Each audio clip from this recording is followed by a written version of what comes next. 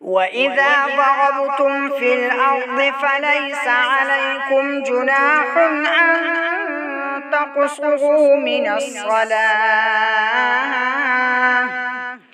إن خفتم أن يفتنكم الذين كفروا إن الكافرين كانوا لكم عدوا مبينا. وإذا كنت فيهم فأقمت لهم الصلاة فلتقم طائفة منهم معك وليأخذوا أسلحتهم فإذا سجدوا فليكونوا من ورائكم ولتأت طائفة أخرى لم يصلوا فليصلوا معك وليأخذوا حذرهم وأسلحتهم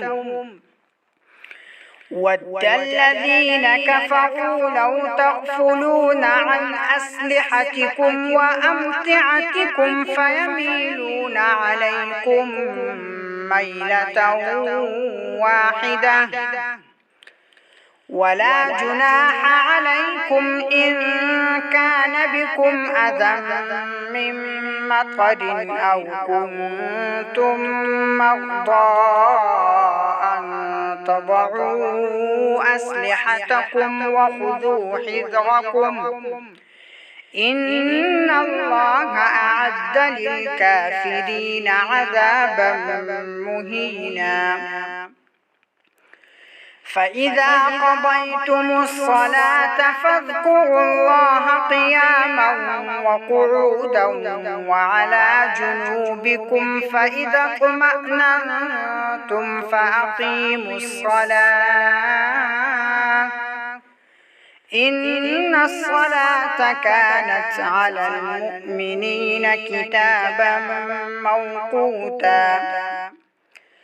ولا تهنوا في ابتغاء القوم إن تكونوا تألمون فإنهم يألمون كما تألمون